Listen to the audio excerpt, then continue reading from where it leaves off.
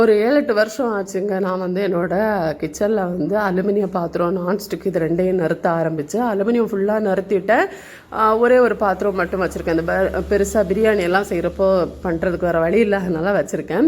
அடுத்து பார்த்திங்கன்னா நான்ஸ்டிக் அதுவுமே வந்து ஃபுல்லாக நிறுத்திட்டு ஒரு 2 பாத்திரம் வச்சுருப்பேன்னு நினைக்கிறேன். அது வந்து அடி பிடிக்காமல் இருக்கிற சில பொருட்கள் சமைக்க வேண்டியது இருக்கு இல்லையா, அந்த டைம் மட்டும் யூஸ் பண்ணுறதுக்காக ரொம்ப ரேராக யூஸ் பண்ணுவேன்.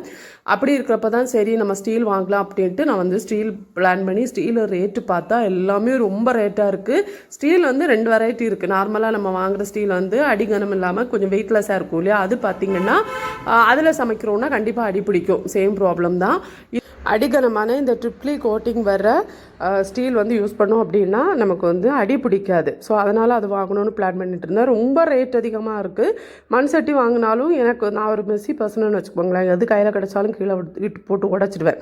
தெரியாமல் போடுறது தான், என் கை தவறி அப்படியே விழுந்துடும். அப்போ அதனால் எனக்கு அதிகமாக மண் சட்டியும் யூஸ் பண்ண முடியலை. ஸோ இது வந்து விஸ்லெஸில் போட்டு வச்சுருந்தேன். ரொம்ப ரேட் அதிகமாக இருக்குது அப்படின்ட்டு போட்டு வச்சுருந்தேன். வாங்கணும் அப்படின்ட்டு ரொம்ப யோசித்து பொருள் வாங்குவேன் நான்.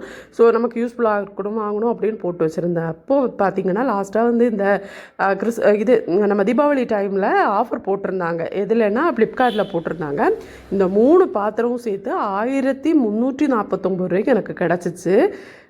நான் உங்களுக்கு அதோட ரேட் வந்து சைடில் காமிச்சிருக்கேன் பாருங்களேன், ஸ்க்ரீன்ஷாட். ஏன்னா நிறைய பேர் நம்பவே இல்லை, இந்த ரேட்டுக்கு இது கிடைக்குதா, வாய்ப்பே இல்லை அப்படின்னு எல்லாம் சொல்லிட்டு இருந்தாங்க.